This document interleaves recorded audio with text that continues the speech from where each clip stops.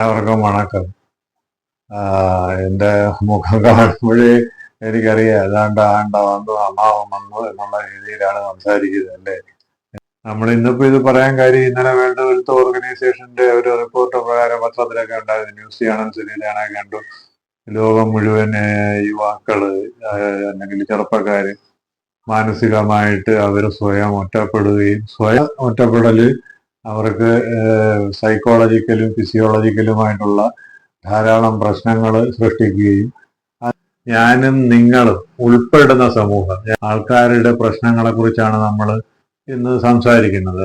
അപ്പൊ ഈ ഒറ്റപ്പെടൽ എന്നതുകൊണ്ട് നമ്മൾ ഉദ്ദേശിക്കുന്നത് ഒരാള് ഏകനായി പഴയ അവാർഡ് സിനിമയിൽ കാണുന്ന കണക്ക് കുടുംബത്തെ ഇടനാഴിയിൽ ഒറ്റയ്ക്ക് നിന്ന് പകുതി ഇരുട്ടത്ത് നിന്ന് കാക്കരയുന്ന ശബ്ദവും പുറത്തോട്ട് നോക്കിയിരിക്കുന്ന ഒറ്റപ്പെടലല്ല. പകരം ഒറ്റപ്പെടലെന്ന് ഉദ്ദേശിക്കുന്നത്. അപ്പൊ ഇതിനെ നമുക്ക് അഞ്ചായിട്ട് തിരിക്കുക. ഇതിന്റെ കാരണങ്ങൾ ഇതിനകത്ത് സിമ്പിളായിട്ട് പറഞ്ഞാൽ മൊത്തത്തിൽ നിങ്ങൾ കണ്ടിട്ട് അതിന്റെ അഭിപ്രായം പറയണം. ഇതിൽ ഒന്നാമത്തെന്ന് പറയുന്നത് ഒരു സെൽഫ് ഫാബ്രിക്കേറ്റഡ് ജയിലാണ്. സ്വയം നിർമ്മിച്ചിട്ടുള്ള, നമ്മൾ തന്നെ സ്വയം നിർമ്മിച്ച നമുക്ക് ചുറ്റുമുള്ള ഒരു ഒരു മതിൽക്കെട്ട്. നമ്മുടെ കൂടെ നടക്കുന്ന നമ്മുടെ അയലത്തുള്ളവരോ നമ്മുടെ സുഹൃത്തുക്കളുമായിട്ടുള്ളവരോ അല്ലെങ്കിൽ നമ്മുടെ ബന്ധുക്കളായിട്ടുള്ളവരുടെ വീടുകളിൽ അവർക്ക് ഉണ്ടാകുന്ന എന്തെങ്കിലും പ്രശ്നങ്ങൾ, കല്യാണം, മരണം, ഇത്തരം കാര്യങ്ങളിലൊന്നും നമ്മൾ ഇടപെടാതെ നമ്മളിലേക്ക് ഈ പറഞ്ഞതൊക്കെ നാലീറ്റും കെട്ടിയടച്ച് തീർത്ത ഒരു ജയിലിനകത്ത് നമ്മൾ സ്വയം മറ്റുള്ളവരോട് ബന്ധപ്പെടാൻ, മറ്റുള്ളവരുടെ കാര്യങ്ങൾ അറിയാനും മറ്റുള്ളവരുമായിട്ട് പങ്കുവയ്ക്കാനും താല്പര്യമില്ലാതെ നമ്മൾ കഴിഞ്ഞു കൂടുന്ന ഒരു അവസ്ഥ. രണ്ടാമത്തെ കാരണം എന്ന് പറയുന്നത് അമിതമായിട്ടുള്ള ഇന്റർനെറ്റ് ഉപയോഗം. അത് ഞാൻ ഈ പറയുന്നത് ഫുൾ ടൈം വീട്ടുകാരുമായിട്ട് പോലും ബന്ധമില്ല, മാതാപിതാക്കളുമായിട്ട് ബന്ധമില്ല, ബന്ധുക്കളുമായിട്ട് ബന്ധമില്ല, ആരുടെയും കല്യാണത്തിന് പോകുന്നില്ല, ആരുടെയും മരണത്തിന് പോകുന്നില്ല, സമൂഹത്തിനെ കുറിച്ച് അറിയത്തില്ല, ഒരു കടയിൽ പോയാലും സാധനങ്ങൾ മേടിക്കാൻ അറിയത്തില്ല, ഒന്നിനെ കുറിച്ച് അറിയത്തില്ല. ഇന്റർനെറ്റിലോട്ട് എഫക്റ്റ് എന്ന് പറയുന്നത് ബന്ധങ്ങളിൽ വിള്ളൽ വീഴുന്നു എന്നുള്ളതാണ്. നമ്മുടെ ഏറ്റവും അടുത്ത നമ്മുടെ ജീവിത പങ്കാളിയുമായിട്ടോ നമ്മുടെ കുട്ടികളുമായിട്ടോ നമ്മുടെ ബന്ധുക്കളുമായിട്ടോ നമ്മുടെ സമൂഹമായിട്ടോ ഉള്ള കമ്മ്യൂണിക്കേഷനകത്ത് വിള്ളൽ വീഴുന്നു, കമ്മ്യൂണിക്കേഷൻ ഗ്യാപ്പ് ഉണ്ടാകുന്നു. മൂന്നാമത്തെ പ്രശ്നം കൃത്യമായിട്ടുള്ളൊരു മണി മാനേജ്മെന്റിനെ കുറിച്ചുള്ള അറിവില്ലായ്മയാണ്. നമ്മളെ മലയാളികൾ എ ടു സെഡ് കാര്യങ്ങൾ ഇന്ന് EMI വന്ന് നടക്കുകയാണ്. അവനെന്താണ് സാമ്പത്തിക പ്രശ്നം, അവൻ ഗവൺമെന്റ് ഉദ്യോഗസ്ഥനല്ലേ. പക്ഷെ ഗവൺമെന്റ് ഉദ്യോഗസ്ഥനാണെങ്കിൽ പോലും ജീവിതത്തിന്റെ രണ്ടറ്റം കൂട്ടിമുട്ടിക്കാൻ അവൻ പെടുന്ന പാട് അവന് മാത്രമേ അറിയാവൂ. അപ്പൊ ഇതൊക്കെ നമ്മൾ മേടിക്കുമ്പോൾ നമ്മൾ ആദ്യത്തെ അടവ് മാത്രം ചിന്തിക്കല്ല, 2 3 മാസം പിന്നെയും ദാ പറയും മുമ്പ് മാസങ്ങൾ കടന്നു നിൽക്കൊണ്ടിരിക്കുന്നു, അടയ്ക്കേണ്ട ഡേറ്റുകൾ വരുന്നു. ഇല്ല, ഇത് സാധാരണക്കാരന്റെ കാര്യത്തിലാവുമ്പോഴും നമ്മൾ വിചാരിക്കും ഇതിപ്പോ ഉയർന്നവരുടെ കാര്യമാണ്.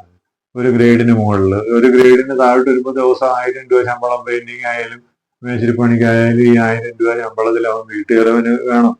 അവന്റെ രാവിലെ സൈറ്റിൽ പോകാനായിട്ടും വരാനായിട്ടും പെട്രോളിന്റെ കാശും അവന്റെ കാപ്പി കുടിയും ഉച്ചയ്ക്കുള്ള ഊണ് കഴിക്കും, ഇതിന് പൈസ വേണം. എന്നിട്ട് ഈ വൈകിട്ട് വന്നു കഴിയുമ്പോൾ കൂട്ടുകാരുമായിട്ട് ചേർന്ന് പണി കഴിഞ്ഞ് വന്നു കഴിയുമ്പോൾ ഒരു ഒട്ടിപ്പ് ഏറ്റവും കുറഞ്ഞ 200 ഇട്ട് ആയാലും കാട്ട മേടിച്ച് കാമത്തും പോയി കിടന്നുറങ്ങുന്നതിന് മുമ്പ് സ്വസ്ഥത കിട്ടാൻ വേണ്ടി. അതിന്റെ കൂടെ ഈ പറയണക്ക് 10-150 രൂപയ്ക്ക് ലോട്ടറി എടുക്കും. പിന്നീട് നമുക്കുള്ള ഒരു നാലാമത്തെ വിഷയമാണ് ഈ സാമൂഹിക ബാധ്യത ഇല്ലാതെ വരുന്നത്.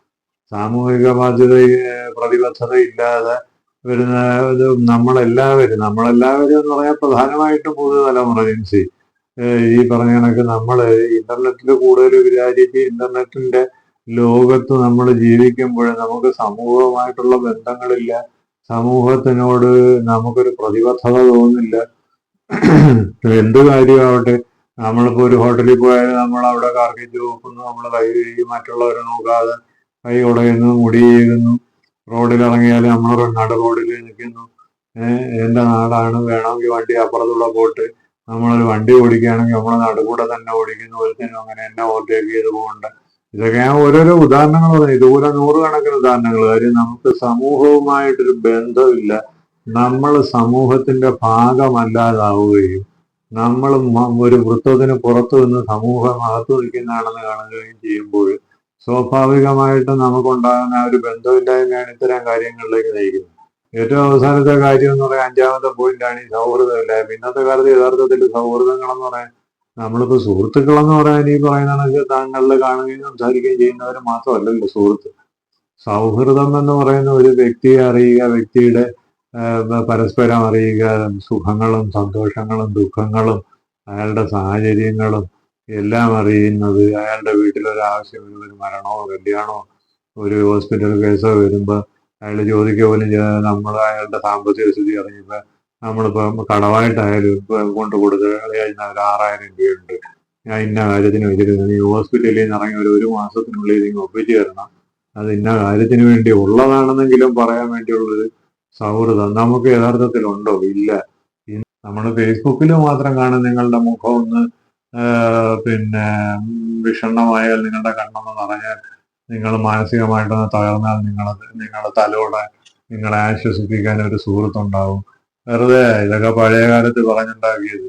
സുഹൃത്തുക്കൾ പണ്ടുണ്ടായിരുന്നു. ഇന്ന് സൗഹൃദം എന്ന് പറയുന്നത് പോലും ഒരു അഡ്ജസ്റ്റ്മെന്റ് ആണ്.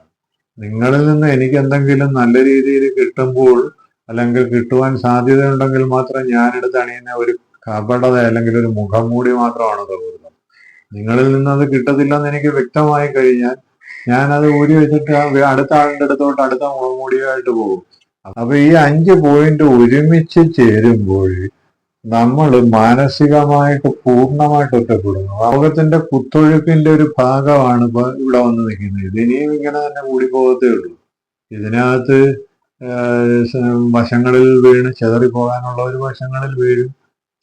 അപ്പോ ഇനിയും ഇതുമാതിരി ഒരു വീഡിയോയുമായി നമുക്ക് കാണാം. അതുവരെ നിങ്ങൾക്ക് വീഡിയോ ഇഷ്ടപ്പെട്ടെങ്കിൽ തീർച്ചയായിട്ടും ലൈക്ക് ചെയ്യുകയും പിന്നെ കമന്റ് ചെയ്യുകയും ചെയ്യണമെന്ന് അഭ്യർത്ഥിക്കുകയാണ്. ഓക്കെ ദെൻ, നന്ദി, നമസ്കാരം.